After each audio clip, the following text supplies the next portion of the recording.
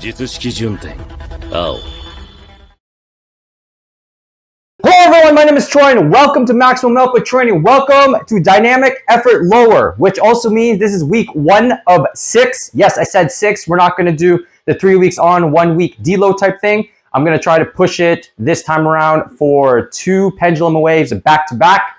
And then we can kind of do like a mini peak. It's kind of already in a peak if you train the conjugate pendulum wave style. So we are going to start with this training cycle of low bar pause squats. And then we're going to flip over to regular low bar. I might do a deload. And then we're going to do our final kind of like max out for a squat, bench, and deadlift before the end of the year. Relax and then hit 2025 strong for lifts. So today is week 1 of that 6-week training cycle that I've planned out. Like I said, low bar pause squats at 255 pounds for sets of 2. So from here, we are just going to go from here. We are just going to go from here and see how I feel. This is the first set. I'm not feeling the greatest right now, but I'll get to that after the set.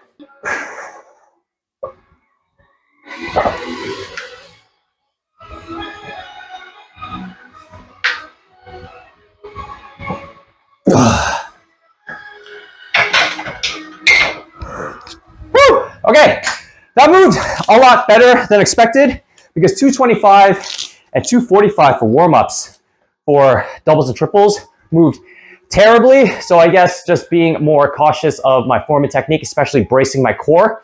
And I don't know if anyone does this, but I push my tongue up to the roof of my mouth when I do my Valsalva maneuver or intra-abdominal pressure. When I do that, for some reason, everything just kind of stays tighter and moves a little bit faster. I don't know, but it works really well for squats. I don't know why. I've just been doing it a lot recently, and I just kind of realized it recently.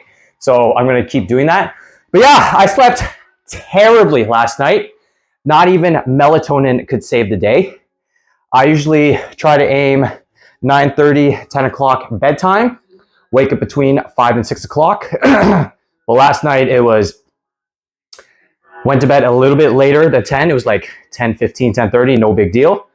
Went to bed, tossed and turned, went to bed finally, and then I woke up around like 1 o'clock, which is weird because I usually wake up around 3 o'clock and then I go back to bed. But then 1 o'clock, tossing and turning, around 1:15, 1:30, managed to go back to bed and wake up around 5 o'clock to kind of do my business, go to the bathroom, toss and turn a little bit, see if I could go back to sleep for another hour or so. It did not work. And decided to get up a couple minutes before 6. And then now I'm here. I feel terrible. I look terrible. I know I haven't shaved. I haven't trimmed my beard. But I do go for my haircut tomorrow. So that's why I'll quote unquote looks max a little bit better for future videos. So I'm just kind of like growing stuff out, even though it's supposed to be no shave November for all my fellow gentlemen out there for Men's Health Awareness Month. So shout out to the boys and the boys. Get those checked.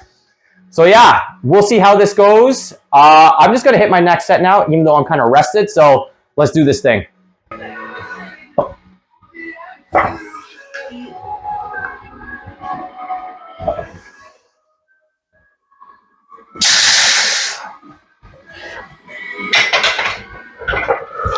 Woo!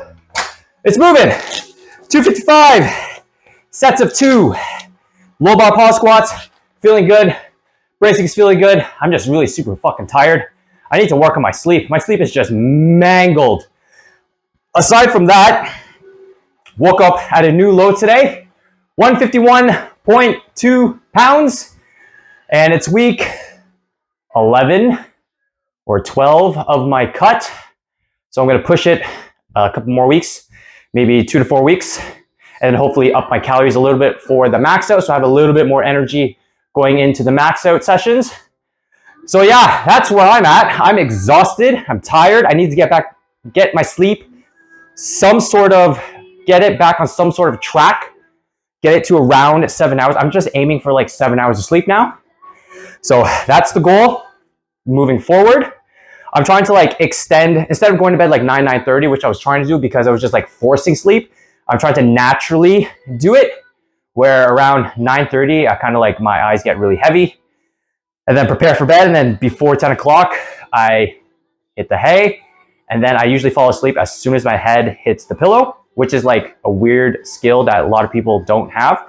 But some of you could sleep longer and better than I can, but I can just sleep on cue if I wish. Not really on cue, but you get what I mean. As soon as my head hits the pillow, I'm like out. But something to work on. I need to figure it out. But also when you're dieting, your sleep does get a little mangled. And if you have stuff up here, you're also mangled. So I need to fix whatever's going in here and get sleep back on track and hopefully try to do it naturally and just not pump myself full of melatonin. I'm trying to ease back off it. But I'm also kind of like, I brought it back in like last week because I noticed my sleep was mangled. So I'm trying to like do 1 to 2 weeks, maybe a month of melatonin and then pull back and see if that fixes it. But for now, yeah, yesterday was just mangled. It was just so messed up. I kept waking up to pee. And then, yeah, like I just told you, like wake up 1 o'clock was unheard of. And then go back to bed and then wake up at 5. Usually it's I wake up at 3 and then I would go back to bed and then wake up for 5, between 5 and 6. So I'm going to hit this last set before I switch exercises. So because I think showing too many sets of the same exercise does get a little bit boring. And me talking about the same things, which I'm trying to do on the fly. It's really hard when you talk to the camera kind of thing. So set number 3, let's do this thing.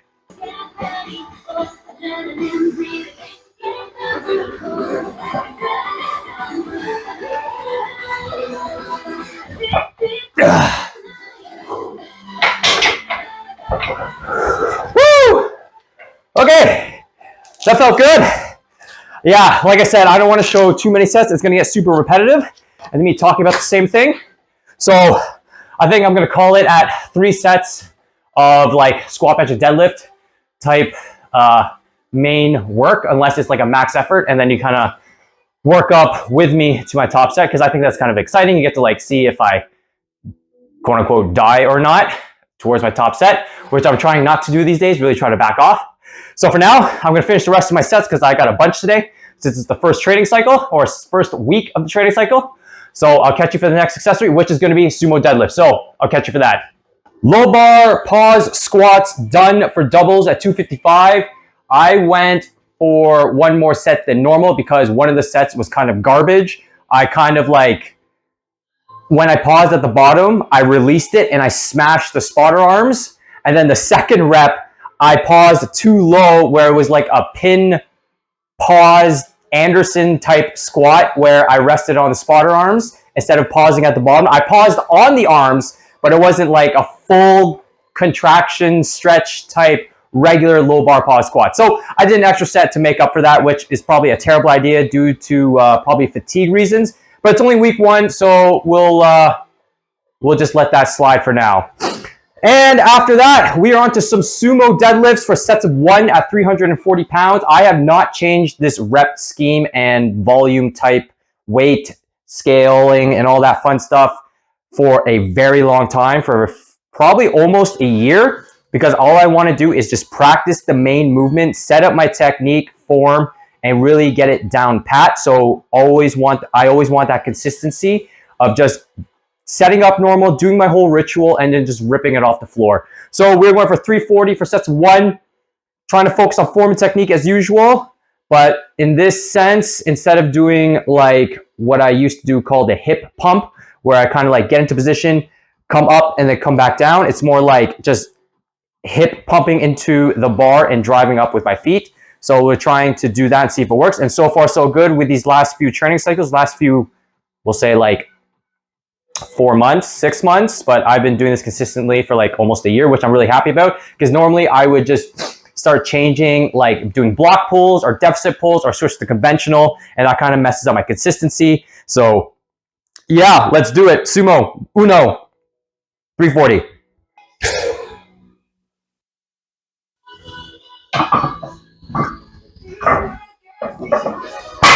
Oh, that felt good. I need to chalk up my hands, set my hands a little bit better for hook grip. Felt like it was going to slip out. But yeah, it felt pretty good. My lat is feeling a little wonky, but I did get adjusted for my osteo on Friday because I had like weird shoulder elbow issues, and she worked on that to help loosen everything up. So maybe there's a factor there with lats come into effect from my adjustment. So I'm not gonna go above and beyond and change anything. I'll just keep things normal. So if my lat goes, but I was consistent for deadlifts. So I'm gonna chalk up, and you know what, since I'm here, we'll hit another set because I kind of want to just fire these out and get the hell out of here. So yeah, let's do this thing.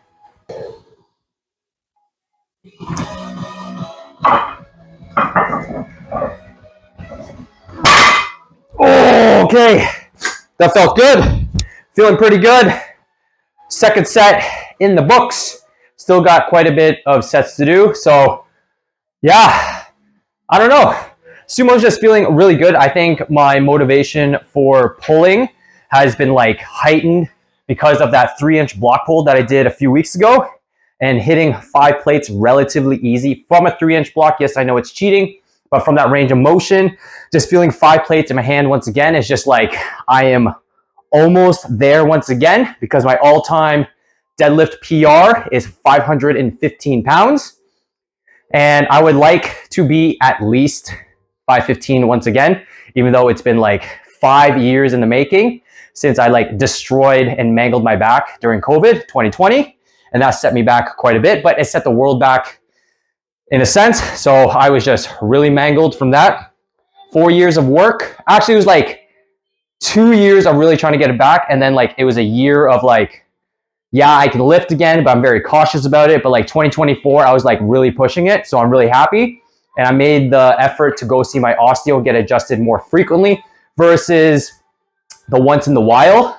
Because I went to go see her 2022 and it was like once every couple months. And then 2023, it was like here and there. I had benefits at the time. So I was going like every couple months once again, but less, a little bit more frequently than 2022.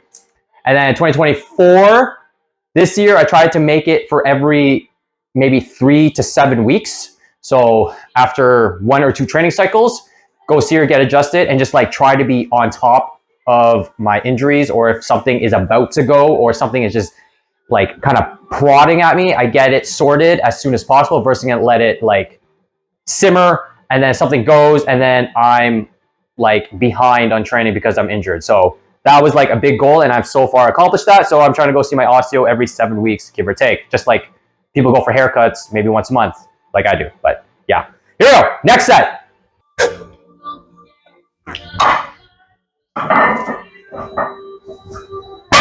Okay, I kind of did a little mini hip pump there because I kind of hesitated for the lift because I thought it was going to go slow. Oh man, I'm feeling a little lightheaded. Let me breathe a little bit.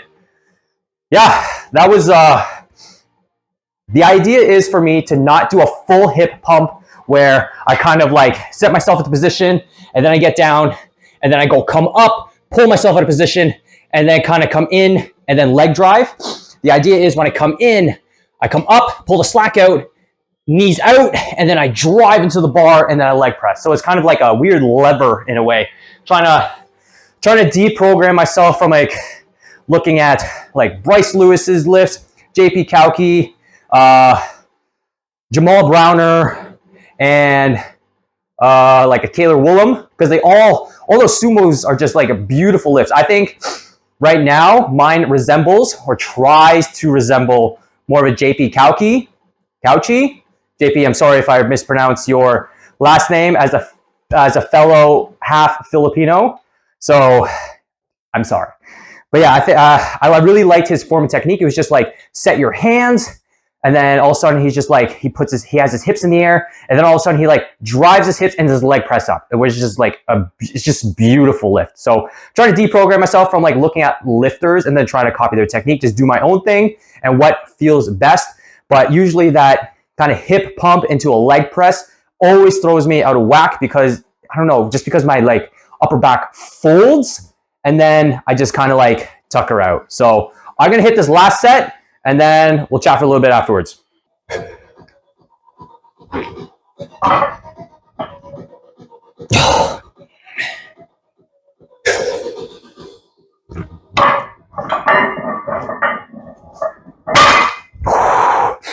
Okay, I almost did my hip pump there.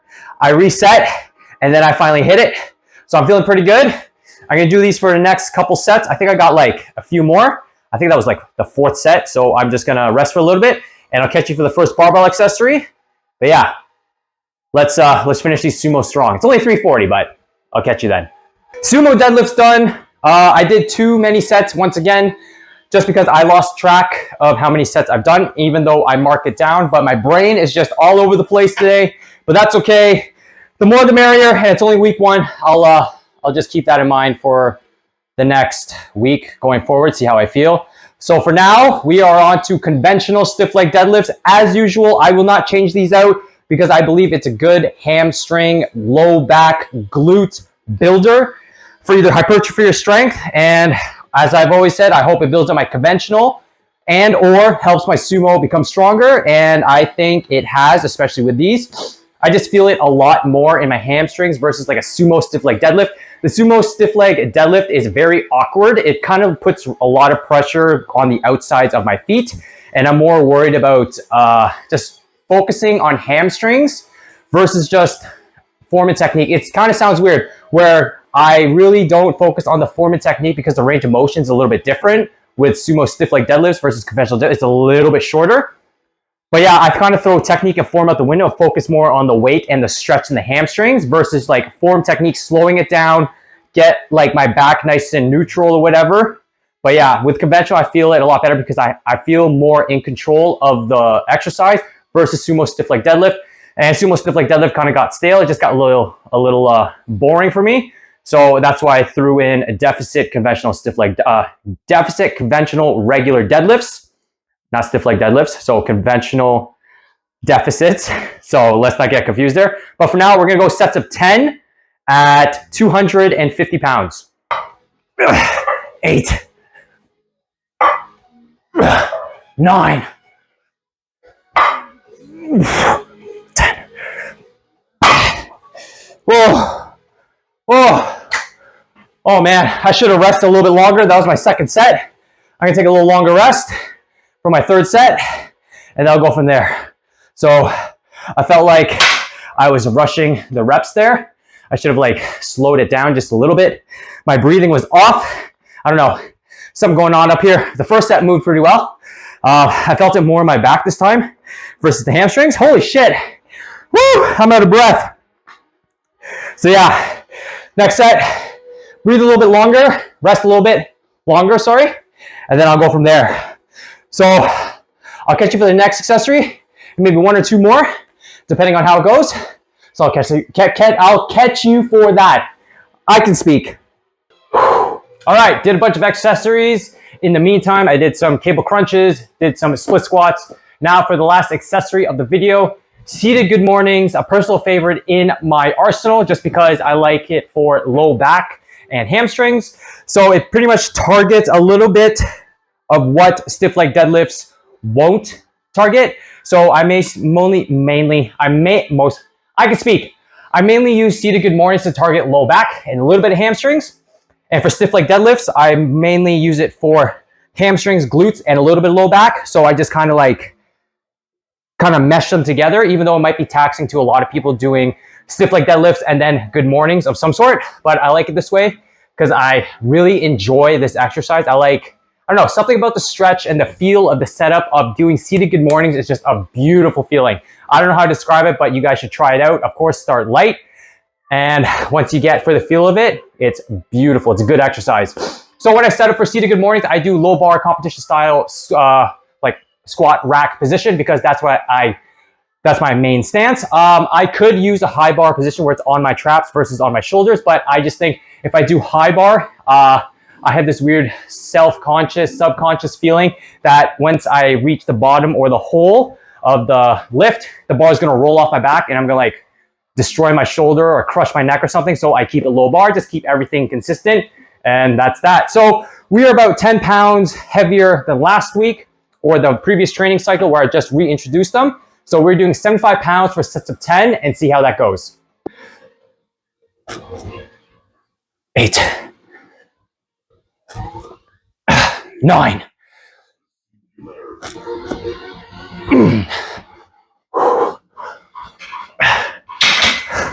Okay, 10 was a good amount of reps for the first week. I'll probably jump up to 12 and go from there. 75 pounds is the most I've ever played with seated good mornings, especially for sets of 10. So I'll call that a baby PR or whatever, I don't care. But that felt really good. So I got a couple more sets, and then I'm gonna finish off the workout with some pendlay rows, which I probably won't show because that's always consistent in my training. I just kind of changed the volume just a little bit. So for now, comment, rate, subscribe, all that fun stuff. If you want a free fitness consultation for like online coaching, there's some stuff in the description below. And other than that, I'll catch you guys next week for another training vlog. Peace.